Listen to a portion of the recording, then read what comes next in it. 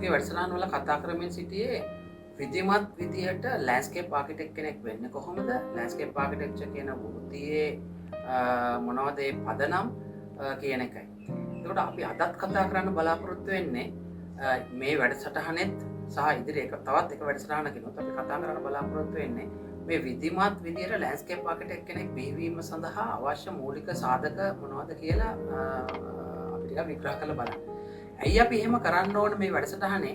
මේ වැඩසටහන බලන පිරිස ලෑන්ඩ්ස්කේප් ආකිටෙක්ට්ස්ලා නොවුනට ලෑන්ඩ්ස්කේප් ආකිටෙක්චර් කියන විෂය පදනම දැනගෙන සිටීම මම හිතන්නේ පාසල් සිසුන්ට සෑම පුරවැසියෙකුටම වැදගත්. මොකද අපි විශාල පාරිසරික විපර්යාස වලට භාජනය වෙමින් සිටින නිසා ඒ සඳහා තියෙන ඉතාම ප්‍රායෝගික සහ ඉතාම ලාභදායී සුවදායී විසඳුම ලෑන්ඩ්ස්කේප් ආකිටෙක්චර් කියන මේ විෂය බද්ධ කරුණු පිළිබඳව තියෙන අවබෝධය ප්‍රායෝගිකරණයට කිරීමත් නිසා.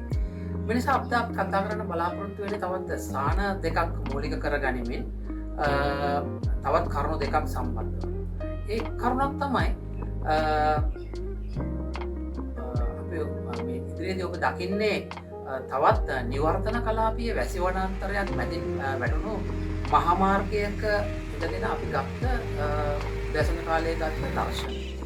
එතකොට ඔබට දකින්න ලැබෙනවා ඇති දැන් මේක විද්‍යාත්මකව දන්න ඕනම පාසල් සිසුවෙක් උසස් පෙළ ඉකොලොජි එහෙම නැත්නම් බයොලොජි බොටනි මේ විෂයන් ගැන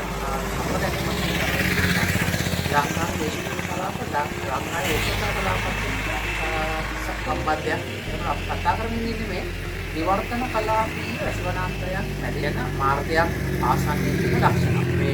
මේක ඇත්තටම අර ස්ට්‍රික්ට් ෆොරස්ට් රිසර්ව් එකක් නෙවෙයි. යටි සංක්ෂිපයක් නෙවෙයි. වන ලක්ෂණ. දැන් ඔබට ඒකෙදි දකින්න ලැබෙනවා ඇති මේ අර විද්‍යාත්මකව තියෙන අවබෝධයත් එක්ක විවිධ ස්තර තියෙනවා. මේරු ස්තර, වියන් ස්තර, යටි රෝපණය මේ සියල්ල තියෙනවා. මේවා විද්‍යාත්මකයි.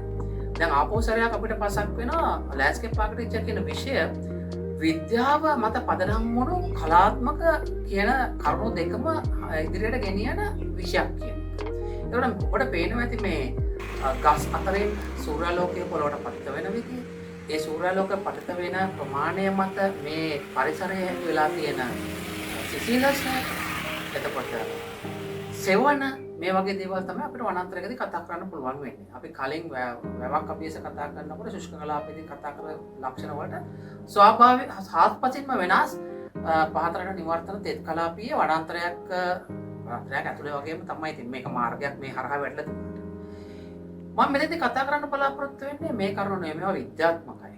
නමුත් මේ ශාක සැකස්ම අපි කියන කම්පොසිෂන් එක කොහොමද ලෑන්ඩ්ස්කේප් ආකිටෙක්ට් කෙනෙක් එහෙම නැත්නම් කොහොමද ලෑන්ඩ්ස්කේප් ඩිසයින් එකක් සඳහා භාවිතා කරන්න උපයෝගී කරගන්නේ කියලා. ඔබට පේනවා ඇති මේ විවිධ ශාක සූර්යාලෝකය සඳහා ජලය සඳහා යෙදලා තියෙන ඒ විද්‍යාත්මක කරුණු මත තියෙන තරගයත් එක්ක යම්කිසි රටාවක් මවාපා. මේ රටාව තමයි අපි අර හඳුනාගන්නේ හරස් කඩක විද්‍යාත්මකව පහතරට නිවර්තන තෙත් කලාපීය වැසි වනාන්තරයක ලක්ෂණ කියලා. එතකොට මේ තුල කොහොමද ලෑන්ඩ්ස්කේප් ආකිටෙක්චර් වීමට බලපාන්නේ? මේක තමයි අපි කතා කරන ප්‍රධාන කරුණු දෙකෙන් එකක්. දැන් මේක මම දැකලා තියෙනවා සමහර අවස්ථාවලදී පහතරට තෙත් කලාපයට, කඳුකර කලාපයට, ශුෂ්ක කලාපයට, මිහිලි කලාපයට අයිති ශාක වර්ගීකරණය කරලා තියෙනවා මේ උද්‍යානකරණයේ පහසුව සඳහා. දැන් ඒකෙදි කියනවා මේ ශාකය වැවෙන්නේ පහතරට තෙත් කලාපය. මේ ශාකය වැවෙන්නේ කඳුරට කලාප. මේ ශාක වැවෙන්නේ ශුෂ්ක කලාපය. දැන් මේක chart එකකට අරගෙන තියෙනවා. මේක හොඳයි අධ්‍යයන පහසුව සඳහා. එහෙම නැත්නම් අර ලේඛනගත කිරීමේ අවශ්‍යතාවය සඳහා. හැබැයි මෙතන තියෙන එක ඊට පස්සේ ආපෝසරයක් මේක එක ශාකයක නමක් කරන් මේ ශාකය මේ කලාපයට මේ කලාපයට මේ කලාපයටත් ගැලපෙනවා කියලා හදාගෙන තියෙනවා. එතකොට මේ තුල මේකනේ අර නිකන් අපි වගුගත කරලා නිකන් ෆෝමැට් කරලා තියෙනවා. මේ తত্ত্বය කොහොමද මේ ස්වාභාවික වනාන්තරයකට එක්ක ගැලපෙන්නේ? දැන් මෙතනද තියෙන කරුණ මේකයි. දැන් ඊටත් ඔබට ගිහිල්ලා ඊට පස්සේ තවත් ටිකක් මේක දිනු කරලා අර මේ ඔබට පේන මේ ශාක වැස්මේ තියෙන තුරුවල හිස් මුදුන්. ඒ කියන්නේ දිග පළල එක කියන කැනපි සයිස් එක කියලා කියන්නේ ඒවා මතත් වර්ගීකරණයට ලක් කරලා ගස් දෙකක් අතර දුරත් හදනවා chart එකක් ඇතුළට. අරගෙන හරියට අපි නිකන් අර chart එකක් විව කරනවා වගේ මේ පැත්තෙන් ගිහිල්ලා මේ පැත්ත බලනවා වගේ. එහෙම නැත්නම් අර අපි ලඝු ගණක බලන්නේ සරලව. අපේ ඕලෙවල් විෂය. ඒ වගේ මේ පැත්තෙන් ගිහිල්ලා මේ ශාකය කොහෙද මේ පැත්තෙන් ගිහිල්ලා බලනවා මූල පද්ධතිය හෝ කැනපි සයිස් එක මත කොච්චර දුරෙන් ඉඳන්න ඕනද. දැන් මේක හරි කෘත්‍රිමයි. ශාක නැති නාගරික ප්‍රජාවකට නගරයකට ඩෙසර්ට් එකකට කොහොම හරි මේ වගේ ශාකයක් ඉඳන එක විශාල කර්තව්‍යයක්.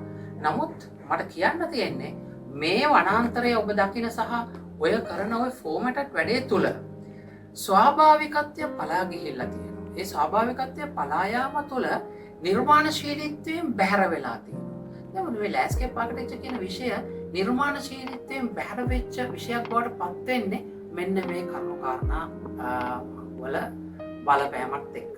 එතකොට මේ තියෙන යටි වගාව, මේ යට තියෙන වතුර පාරවල්, මේවයි තියෙන මේ තෙත් ගතිය මෙහෙමයි. මේක එක්තරා අන්තයක්. වනාන්තරයක් ඇතුළේ තියෙන පරිසරය අපිට ලෑන්ඩ්ස්කේප් ආකිටෙක්ට් කෙනෙකුට එළිය මවා ගන්න හම්බෙන්නේ ඉතාම වාසනාවන්ත කෙනෙකුට විතරයි එවැනි ප්‍රොජෙක්ට් එකක් හම්බෙන්නේ. ඒව නැත්තම් අපිට වෙන්නේ මේ ආදර්ශයට අරන් කුඩා බිම් කඩක්. එහෙම නැත්නම් මධ්‍ය ප්‍රමාණයේ බිම් කඩක් කොහොමද පාරිසරික විපර්යාසයන්ට ගොදුරු වෙන්නේ නැති වෙන්නේ?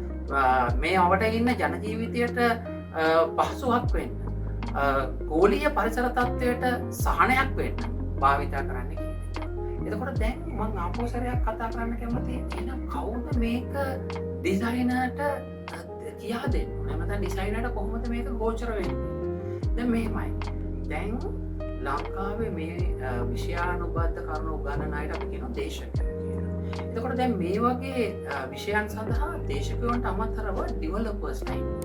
ඒ කියන්නේ ඩිසයින් එකක් ගත්තොත් ඒක ඩෙවලොප් කරන උදාහරණයක් විදිහට සරලව ඔබ ඔබේ විදුර ඩිසයින් කරනවා නම් තනි ඔබ සාමාන්‍ය පුද්ගලයෙක් විදිහට සාමාන්‍ය දැනුමක් විද්‍යාව කලාව ගැන තියෙනවා. ඔබ ඒක ඩිසයින් කරාට පස්සේ ඔබ තව කවවර ඔබගේ වෙන මාතරුවෙකුට ස්වාමියාට මිතුරකට පෙන්නලා අහනවා මේක මෙහෙම එක. ඒකට එයා ඒ සම්බන්ධව එයාගේ අදහස් කියනවා. ඒකට ඒ තුල මේක ඩෙවලොප් කරගන්න ඔබට හරි පහසුයි. මොකද ඔබ නොදකින සමහර වෙලාවට ප්‍රායෝගික පැති ජලය මේ වැස යන ක්‍රියාවලිය, එහෙම නැත්නම් මේ තුල ගෙදරට වෙන අඳුර එළිය මේ පිළිබඳව අදහස් දක්වනවා මේ තුන්වෙනි පාර්ශ්වය. ඒ වගේ ඩිසයින් එකක් සඳහා ඩෙවලොපර් කෙනෙක් ඉන්නවා. දැන් මේකේ විද්‍යමාත්ව අපි ඇකඩමික් වලදී කියන වචනය තමයි ටියුටර්. Design tutor. දැන් මේ ඩිසයින් ටියුටර් කෙනෙක් කියන්නේ ඇසූ පිරූ තැන් ඇති කෙනෙක් වෙන්න ඕන මෙවැනි කරුණු සම්බන්ධව. ඒ කියන්නේ තමන්ගේ විෂයානුබද්ධව නෙවෙයි. ඔහු ලෑන්ඩ්ස්කේප් ආකිටෙක්ට් කෙනෙක්ම විය යුතුයි කියලා මම කියන්නේ නැහැ. ඔහු ආකිටෙක්ට් කෙනෙක් වෙන්න පුළුවන් ලෑන්ඩ්ස්කේප් ආකිටෙක්චර් හදාරමු. ඔහු ඉංජිනේර් කෙනෙක් වෙන්න පුළුවන් ලෑන්ඩ්ස්කේප් ආකිටෙක්චර් හදාරමු. එහෙම නැත්නම් වෙනත් වෘත්තකයෙක් වෙන්න පුළුවන් ක්වොලිටි සර්වේ කෙනෙක් වෙන්න පුළුවන් ලෑන්ඩ්ස්කේප් ආකිටෙක්චර් හදාරමු. මේ අයගේ අනුදැනුම අවශ්‍යයි විවිධ ප්‍රොජෙක්ට් වල ස්වරූපෙම. එහෙම නැත්නම් ඔබගේ ශිෂ්‍යයා, එහෙම නැත්නම් ඔබගේ ඩිසයින් එකේ අයිතිකරුවාගේ ඒ දියුණු කිරීමේ අවශ්‍යතාවය මත එම අවශ්‍යයි. ඒකට ඩිසයින් ටියුටර් කියන එක ලෝකයේ විවිධ රටවල විශේෂම විශ්වවිද්‍යාලවල ලෑන්ඩ්ස්කේප් ආකිටෙක්චර් තියෙන ඩිසයින් ටියුටර් කියන එක විශාල රෝල් එකක් කරන විශාල භූමිකාවක් කරන තනතුරක්.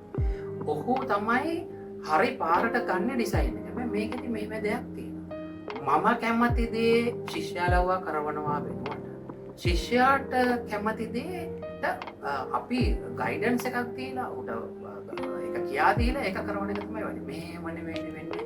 අපි කැමති දේ කරන්න ඕනේ. එහෙම නැත්තම් ශිෂ්‍යයාගේ සංකල්පය සම්පූර්ණයෙන්ම නැහැ. අවසානයේ ඩිසයින් එකේදී මම කියන්නේ ඒක එහෙම ඕනනම් එහෙම වෙන්න ඕන. නමුත් හැමතිස්සෙම විය යුතුයි. ඩිසයින් ටියුටර්ගේ රෝල් එක ඉතාම වැදගත් ලෑන්ඩ්ස්කේප් ආකිටෙක්චර් කියන වෘත්තියේ අධ්‍යයන කාලයේදී විශේෂයෙන්ම ශිෂ්‍යයින්ගේ දියුණුව සඳහා සහ ප්‍රායෝගික ඩිසයින් එකක් කෙරෙද්දී ඒක ටීම් වර්ක් එකක් විදිහට ඩිසයින් එක ඩෙවලොප් කර ගැනීම අත්‍යවශ්‍යයි. ඒක අයන්ගේ හිතසුව පිණිස වෙනවා විතරක් නෙමෙයි පාරිසරිකව හිතසුව පිණිස වෙනවා. දැන් මම කතා කරන්න බලාපොරොත්තු වෙන අනිත් කාරණේ තමයි දැන් මේ වනාන්තරය ගත්තත් අපිට ඊළඟට පෙන්නන කඳු වැටිය. මේක ප්‍රසිද්ධ කඳු වැටියක්. රෝමස්සල කඳු වැටිය. මේ සම්බන්ධව දකුණු පළාතේ ගාල්ල දිස්ත්‍රික්කයේ තියෙනවා. එතකොට ඒ රෝමස්සල කඳු වැටිය ගැන නොයෙක් පුරාවෘත්ත තියෙනවා. ඒ සම්බන්ධව ජනවහරේන ලිඛිත සාක්ෂිවල එන නොයෙක් පුරාවත තියෙනවා. ඒකේ තියෙන භූ විෂමතාවය සම්බන්ධව, ඒකේ තියෙන ස්වභාවය සම්බන්ධව තියෙන පස, ඒකේ තියෙන ගුරුත්වාකර්ෂණ බලය සම්බන්ධව විශේෂයෙන්. ඒ කියන්නේ මෙහි ගුරුත්වාකර්ෂණ බලය සාමාන්‍ය ස්ථානවලට වඩා අඩුයි කියලා. එතකොට මේවැනි ස්ථාන ලෝකයේ භාවිතා වෙන්නේ වෙනත් විශේෂ කාර්යයන් සඳහා කියලා, ගුවන්ගත කිරීම වගේ දේවල් සඳහා කියලා. විවිධ විද්‍යාත්මක ලිපිලේඛනවලත් පුරාවතවලත් මේ කරුණු කාරණා දෙකම තියෙනවා. දැන් මේ අර අපි කලින් දැක්ක වනාන්තරය වගේම මෙවැනි ස්ථානවල පර්යේෂණ කටයුතු සිදු කිරීම අවශ්‍යතාවයක් තියෙනවා ලෑන්ඩ්ස්කේප් ආකිටෙක්චර් විෂය දියුණු කරන්න. රටක් විදිහට. එහෙම නැත්නම් වෘත්තියක් විදිහට. මොකද අපි හැමතිස්සෙම කතා කරන මේ ග්ලෝබල් ප්‍රොෆෙෂන් එකක් වෙච්ච ලෑන්ඩ්ස්කේප් ආකිටෙක්චර් විෂය ඒ තලයේ තිබිය යුතුයි අධ්‍යාපනය සහ වෘත්තිය. එතකොට මෙවැනි ස්ථාන පිළිබඳව ගවේෂණය කරලා මෙවැනි ස්ථාන පිළිබඳව දැනුමක් අරගෙන තමන්ගේ ශිෂ්‍යයන් විශේෂයෙන්ම විශ්වවිද්‍යාල විශේෂයෙන් එහෙම නැත්නම් උසස් අධ්‍යාපනය ලබන ශිෂ්‍යයන් පාසල් ශිෂ්‍යයන් මේ සම්බන්ධව යොමු කරන්න අවශ්‍යයි. ඉදිරි පර්යේෂණ කටයුතු කරලා ඒ පර්යේෂණ කටයුතු වල දායකත්වය ඩිසයින් සඳහා අනාගතයේදී යොදා ගන්න. විශේෂයෙන්ම මෙරුම් මසල කියන ප්‍රදේශ සංචාරක ප්‍රදේශය. ඒතකොට මේ සංචාරක ප්‍රදේශයේ ආකර්ෂණයට නතු කරොත් වෘත්තීය ලෑන්ඩ්ස්කේප් ආකිටෙක්චර් වරුන් එහෙම නැත්නම් ඇකඩමික් කරන ලෑන්ඩ්ස්කේප් දරුවන් විශ්වවිද්‍යාල දරුවන් පාසල් දරුවන් මේ ප්‍රදේශය ඔවුන්ගේ පර්යේෂණ කටයුතු වල කරොත් ඒක මම හිතන්නේ ප්‍රදේශයක් විදිහට රටක් විදිහට විශාල වාසියක් වෙයි ඒ කටයුතු ඩොකියුමන්ට් වීම තුළ. එතකොට මේ කරුණු කාරණා දෙකම ඊට පස්සේ කොහොමද ඉතා කෙටි කාලයක් ඇතුළත අධ්‍යයන කාලයේදී ෆුල්ෆිල් කරගන්නේ කියලා, සම්පූර්ණ කරගන්නේ කියලා. මම හිතන්නේ මේ කරුණු කාරණා දෙකම මත පදනම් වෙච්ච තවත් එක විෂයක් තියෙනවා අපි දියුණු කරගන්න. තමයි experience of landscape architecture. Landscape architecture පිළිබඳව එක්ස්පීරියන්ස් කරන එක. ඒ ස්ථානවලට ගිහිල්ලා මේක දැනටත් මම දන්නවා ශ්‍රී ලංකාවේ විශ්වවිද්‍යාලවල සිද්ධ වෙන බව. නමුත් දැන් මේ වගේ අපේ පරිසරයකට වනාන්තරයකට ඇවිල්ලා මේ වගේ අඳු වැටියකට ඇවිල්ලා විශේෂ ගුරුත්වාකර්ෂණ බලයේ වෙනස්කමක් තියෙන. අපි මේව මන බලන්න ඕන. අපි දැකලා තියෙනවා ගහක් යටදී, ගහේ කැනපි එකේදී, ගහෙන් ඈතදී උෂ්ණත්වය මනලා බලනවා වෙන විශ්වවිද්‍යාලවල මෙවැනි රටවල.